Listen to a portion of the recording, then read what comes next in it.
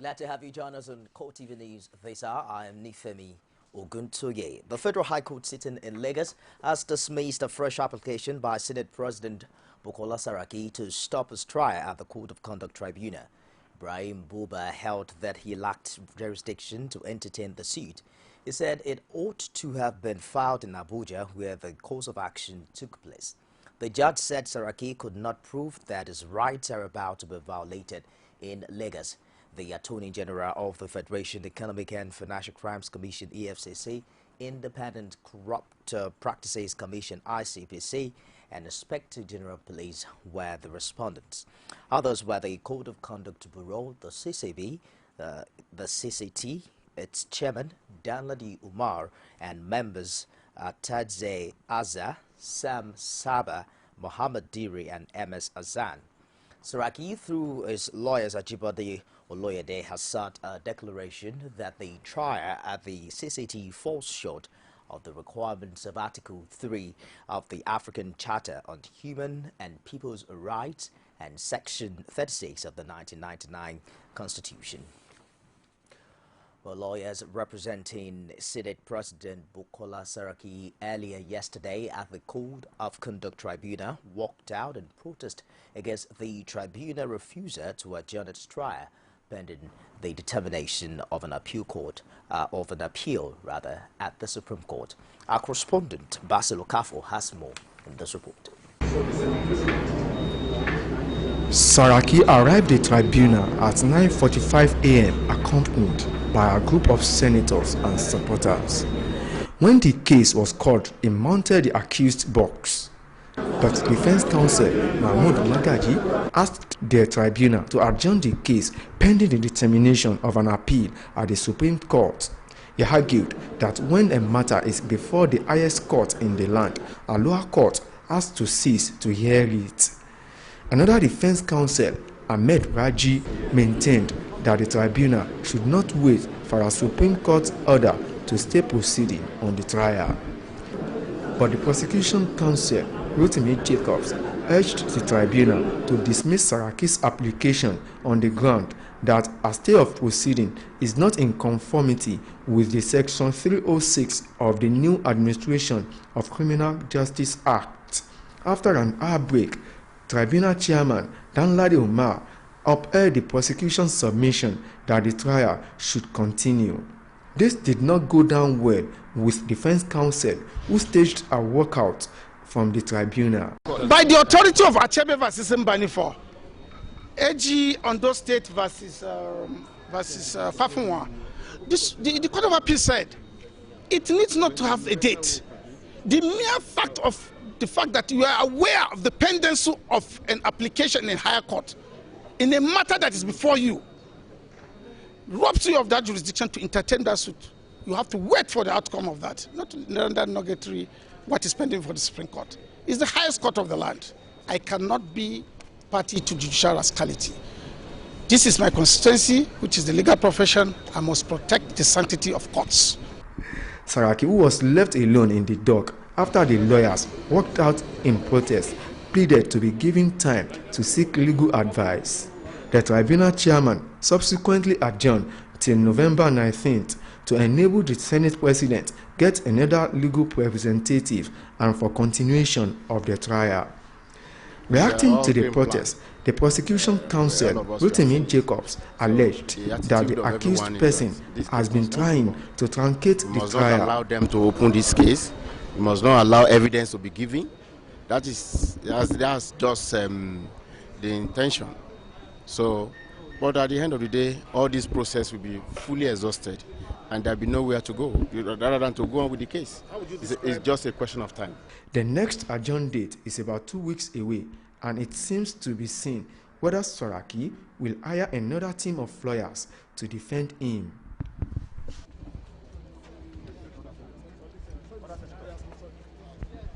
Meanwhile, the Senate has denied shutting down its activities because of the trial of Senate President Bukola Saraki at the Code of Conduct Tribunal. It says it adjourned till plenary to Tuesday, November 10, to give lawmakers some time for other legislative duties. Correspondent Basia Ye now reports. On a normal day, the Senate chamber should have at least witnessed a few nays and ayes at this time of the day. But this is not the case, at least on this Thursday, which is supposed to be the last day for plenary sittings. This is the third time in 2 months that the seats from that of the President of the Senate to those of the principal officers and the other senators will be empty on a sitting day. There are speculations that the break may be because the Senate President has to keep a date with the Code of Conduct Tribunal. Many cite a text message said to have been circulated among senators on the need to show solidarity with Senator Saraki. But the official reason is that the break was to enable the various committees holding meetings conclude their work and submit their reports when plenary resumes. The Senate is hereby adjourned till Tuesday, 10 November 2015 at 10 a.m. There were, however, little or no indication that committee sessions were holding in hearing rooms at the Senate wing of the National Assembly complex. On the contrary, many senators were seen at the tribunal where the trial of the Senate President resumed.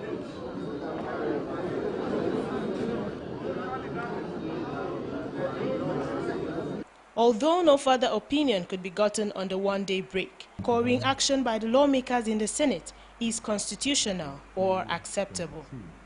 It is, however, noteworthy that there is a constitutional provision that stipulates that each chamber of the National Assembly must sit for a minimum of 181 days in a year. Basiaye, CoreTV News, Abuja. And such matters. A two-day retreat for ministers designate in Abuja. The retreat is to prepare the 36 incoming cabinet members for the task ahead of them. State House correspondent Abiola Oluwole has details of the report. These are the ministers designate having a first feel of the presidential villa even before their inauguration. They have converged on the State House banquet hall for a two-day retreat to prepare them for the task of governance after successfully scaling the screening hurdle of the Senate.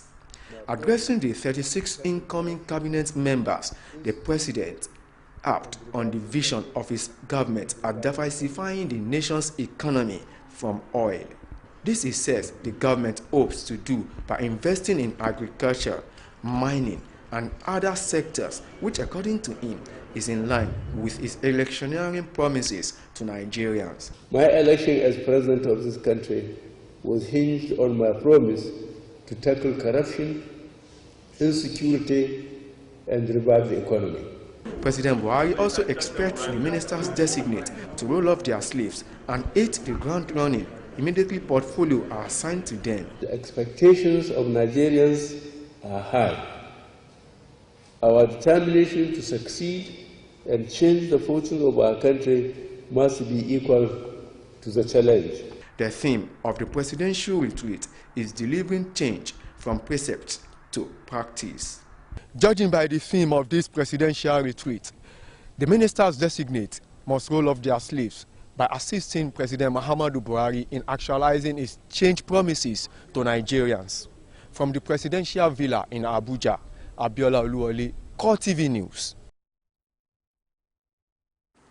Meanwhile, the two-day presidential retreat for ministers designate has ended, with participants expressing their readiness to support President Muhammadu Buhari in realizing his change promises to Nigerians. Speaking to State House correspondents after the closing ceremony, some of the incoming ministers said they now have better understanding of the programs of the president.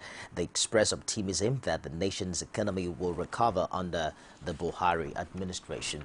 We'll bring you details of that story subsequently. The Transition Mentoring Group is faulted the recent judicial ruling which permitted the former National Security Advisor Samuel Dasuki to travel abroad for medical treatment.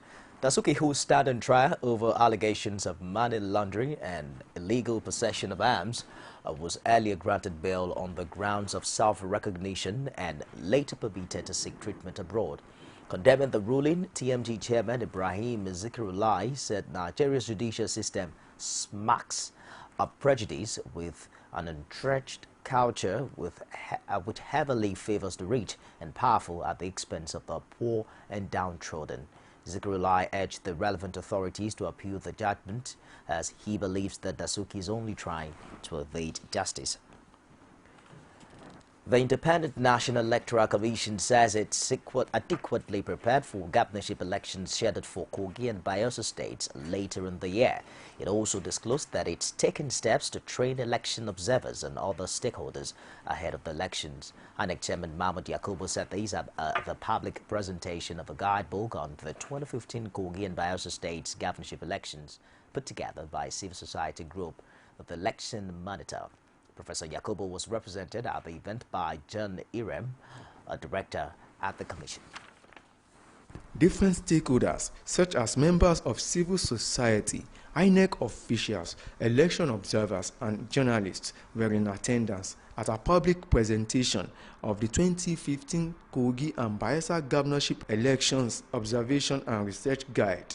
The document was prepared by the Election Monitor and it's meant to guide stakeholders and observers on pre-election information that will enable them reach better conclusions. The manual also contained database of articles relating to political events in the two states, as well as updates on all governorship candidates. It also has a comprehensive SWOT analysis on the situation on ground in the two states. There are certain recommendations from the 2015 elections that we think INEC should inculcate in the Bayelsa and Kogi elections. One is that the area of card readers, they should be clear about the guidelines, which states that you are only to use card readers, and if they fail, you use it the next day. But it doesn't say you revert to manual accreditation. So we want to be sure what is INEC's position on card reader use. Is it going to be used irrespective of whether there's failure or not, or will they revert to manual accreditation along the line? So we need to be sure about the INEC policy. The INEC chairman spoke on plans for deployment of adequate security arrangement during the election that will stem the tide of electoral violence, as there have been spate of violence prior to elections. Professor Yakubu, who was represented by John Irem, added that permanent voters card and card readers will be readily available in the two states. The Commission is doing everything possible to make sure that it takes the balloting instruments to Nigerians in Bayelsa and Kogi states. And the Commission is also doing all in its power to make sure that they have no excuse. Nobody has any excuse to perpetrate violence in that election. It is when the process is perverse, that's when you begin to have violence. INEC has made it clear that the forthcoming election in Bayelsa and Kogi will show an improvement on previous elections and are prepared to ensure that all necessary logistics are in place ahead of time. Lagos State Governor Akinwumi Ambode has read the Riot Act to commercial motorcycle operators, popularly called Okada riders, commercial buses and street hawkers, saying that the state government will no longer tolerate the nefarious activities on the streets and highways, which has caused untold hardship for the people of the state in recent times. Governor Ambode said that it had become evident that traffic crimes and robbery are mostly as a result of the menace of Okada riders and street hawkers, while recalcitrant commercial buses have become lawless and reckless on the road. He said the council made far-reaching decisions at the meeting in line with the commitment of his administration to ensure security of lives and property, as well as the enforcement of the rule of law. The governor said the government will not allow a few notorious elements to cause a breakdown of law and order and upset the peace that the state has enjoyed over the years.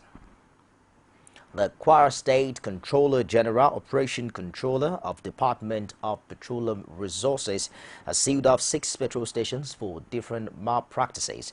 The recent growth in fuel scarcity seem to have escalated by the different marketers in Kwara State by hoarding and selling above the regulated price. Rashid has more in this report. The Kwara State Operation Controller, Salvation Phillips, who led the enforcement team, told journalists that this particular filling station was sealed off because of threat to life of officials of the department by the management of the filling station when they were visited, and that they also sell at 120 naira per litre instead of the official price of 87 naira. Phillips, however, says affected station will be fined 2 million naira each with 2 months suspension. As far as I'm concerned, that amounts to hoarding. They will intend to hoard it so they can sell at night. And DPR cannot abdicate its own responsibility and allow the little we have diverted for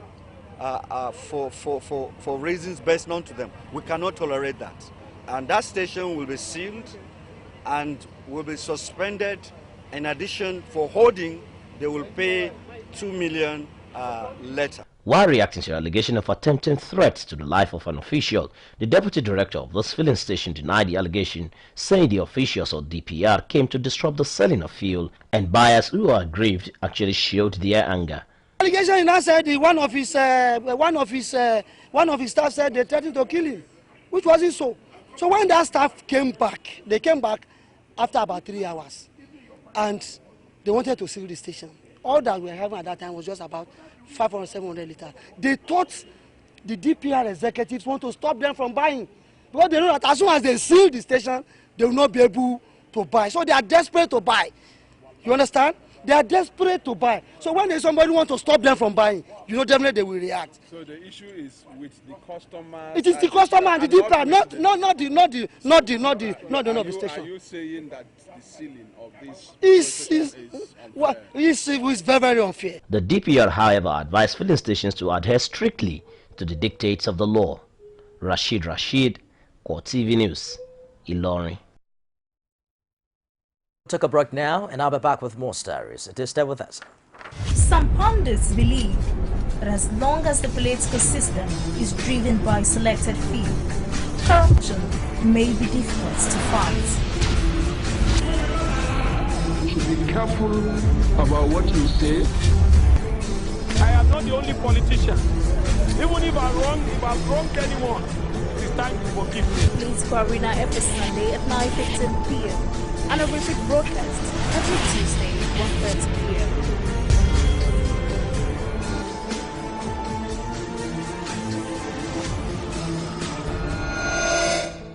Welcome back. You can get all of our top stories on any of our social media platforms. On Facebook, it's facebook.com/CoreTV News. At Twitter and those at CoreTV News NG.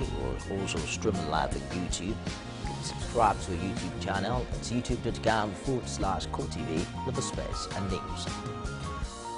The police authorities have warned the indigenous people of Biafra against embarking in what they described as ill-advised protest using dangerous weapon across some southeastern states. This, according to police spokesman Olabisi Kolawole, is because the law prohibiting the unlawful possession of firearms is still in force.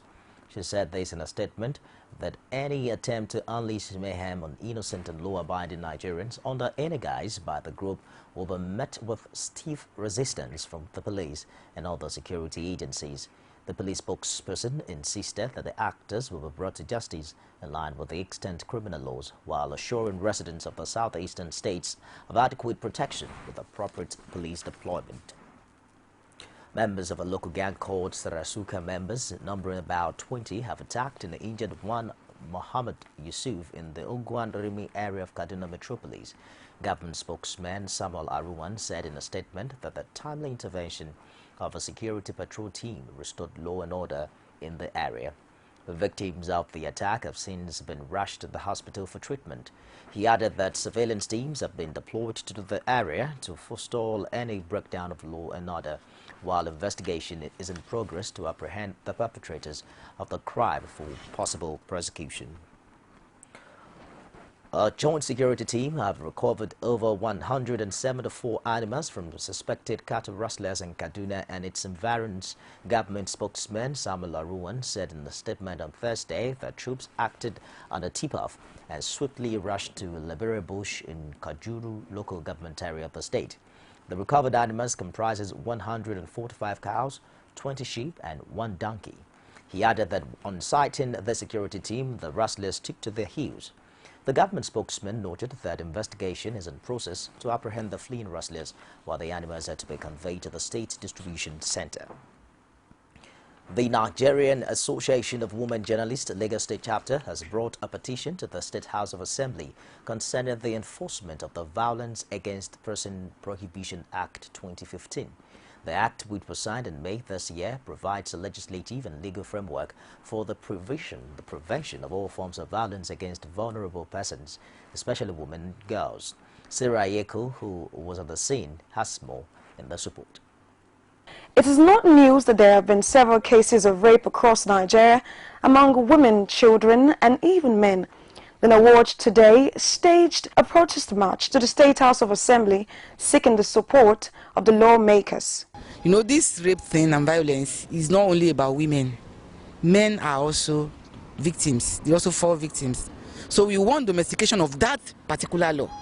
Violence Against Persons Prohibition Law, Prohibition Act 2015, to be domesticated in Lagos here, and for the lawmakers to ensure, for the state government to ensure enforcement of that act. Responding to their petition, a member of the State House of Assembly explains that there are already laws against the act of rape. More so, she promises that there will be an implementation of these laws. That there are laws in place in Lagos State. We have the criminal law of Lagos State, which definitely addresses the matter of rape. And the sentence for rape is life imprisonment. We have the Child Rights Law of 2007, which also talks about the rape of a minor. And the sentence also is life imprisonment if found guilty. So I want to assure you that we'll continue to do what we have to do as a state government. And we appreciate the fact that as we do these things, other states too will emulate and make Nigeria a safer place. For the women journalists, there should be a workable structure in the executive arm of government to ensure that the laws set by the legislature are enforced. So we need to have structures and we need to have specialties. Our police need to have a specialty that deals with sexual violated. Once the police officer said, we are trained to interrogate, not to interview victims. Thank you. So there's quite a lot to be done. But I think Lagos State has enough good laws. We just reviewed their criminal law, and it's basically more of achievement in terms of prosecution that we need to see. One can say that the feminist nature of Nawaj has inspired this protest against rape. But every person needs to educate their young and vulnerable people so that offenders like rapists are punished accordingly. Sarah Ayeko reporting for CoreTV News. Ekiti state government is about to make good its promise in the demolition of the main market in Ado-Ekiti, popularly known as Oja-Oba. The demolition slated to start over the weekend is coming on the heels of the fire which gutted the market some months back. But as the government is poised to demolish, traders in the market still scamper for refuge, even some are seen moving away valuable items. This demolition plan has however brought mixed reactions from the traders in Ado-Ekiti.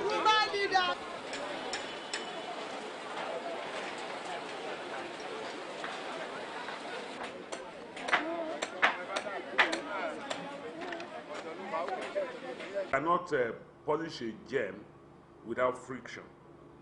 We bear with the people who have a traditional and sentimental attachment to that market, and we want them to know that government has been very considerate.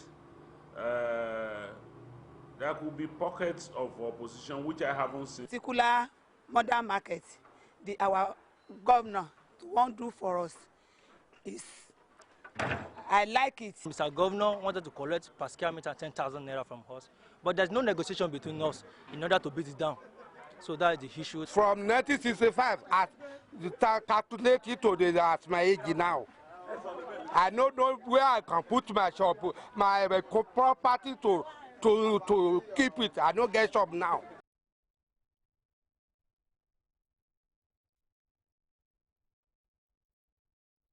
We'll take another break now and I'll be back with more stories. Do stay with us. You can now watch CoreTV News live from anywhere in the world on our website www.coretvnews.com. Click on Live TV on our website and watch us live. And welcome to CoreTV Primetime News. To follow us on Twitter, click on Twitter icon on our website. On Facebook, click on the Facebook and YouTube to see all our previous news production. You can also watch us live on YouTube. Click CoreTV, leave a space, then News. CoreTV News, a 24-hour news station.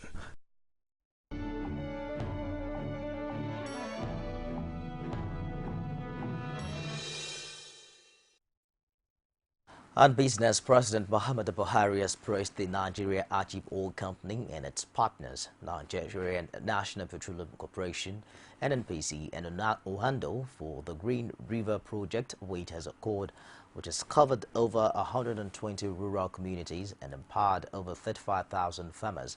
In an audio-visual message to an agricultural exhibition and Farmers' Day organized by NAOC, Buhari explained that the company's GRP had become more important. He unfolded the government's agricultural development program aimed at attaining self-sufficiency in food production and yearly export of 10 million tons of grains and processed food by 2019 to farmers from Bayelsa, Delta, Imo, and River State during the celebration. Delta State Governor Dr. Ifeanyi Okowa has disclosed that the state government will set up a committee to monitor the effective use of the bailout funds by the local government for the payment of salary arrears to workers. Okowa, who disclosed these on Thursday, said he received chairmen and members of organized labor led by the state chairman of the Nigerian Labour Congress, David Ofoyemo, on a solidarity visit in Asaba. He stated that the bailout funds for local government will be released to them at the Joint Account Committee meeting next week, warning that a committee to monitor the strict usage of the funds for the payment of salary arrears would be set up. The police and the Nigerian Customs Service are keen on renewing their partnership on border security. This is part of the outcome of a meeting between Inspector General of Police Solomon Arase and the Controller General of Customs retired Colonel Ahmed Ali at the Force Headquarters, Abuja. The visiting customs boss, who was accompanied by other senior officers of the service, used the occasion to seek police partnership in the area of information sharing, tackling border-related crimes, smuggling, as well as improving the revenue drive of the custom. A police statement quotes IGP Arasi as promising to improve on the existing level of intelligence sharing with the customs and to extend training opportunities to personnel of the Nigerian Customs Service. Outside Nigeria, a breakaway faction of the Taliban has elected its own leader, sparking speculation over the unity of the group and its future decisions. Abdul Manam Niazi, the spokesperson for the High Council of Afghanistan Islamic Emirate, revealed that Mullah Mohammad Rasul Akhund, a senior Taliban official, has been chosen as the group's new supreme leader. Mazi also announced Mullah Masa Dadullah and Sheikh Mohammed Masa as deputies to Mullah Rasul. The British government suspended all flights to and from the Egyptian resort of El Sheikh 2 days ago. It had received intelligence based on intercepted communications between militants in the Sinai Peninsula. However, both Egypt and Russia have said it's too early to draw conclusions. The Metrojet Airbus A321 was flying from Sharm el-Sheikh to St. Petersburg when it came down in Sinai on Saturday, killing all 224 people on board. Most of the victims were Russian. Thousands of holidaymakers, 19,000 from the UK, remain stranded in Sharm el-Sheikh. Many Britons were due to return on Friday, but one of the main airlines operating from the resort, EasyJet, says its plans have been sharply curtailed by the Egyptian authorities, with only 2 of its 10 flights leaving. Well, Germany is to speed up the repatriation of failed asylum seekers after the governing coalition resolved the rift on the issue. Chancellor Angela Merkel said 5 special centers would handle the applications of asylum seekers deemed to have little chance of staying. Our Christian Democrats and their junior partners, the Social Democrats, have argued for weeks over the plan. Germany says it expects to receive at least 800,000 asylum seekers this year. Earlier, the European Commission said 3 million migrants were likely to arrive in Europe by the end of 2017. The huge influx of asylum seekers has caused political turmoil across Europe, with member states disagreeing about how to deal with the crisis. And just an update from sport, Chelsea manager Jose Mourinho will not appeal his stadium ban for Saturday's league game at Stoke. The Football Association punished the 52-year-old for his behavior towards the match officials during Chelsea's 2-1 at West Ham on 24th October. Mourinho cannot enter the Britannia Stadium but will travel with the team and be responsible for substitutions. Mourinho's punishment also included £40,000 fine and is for a misconduct charge over his language and behavior in the defeat by the Hammers. His side were then knocked out of the League Cup on penalties at Stoke.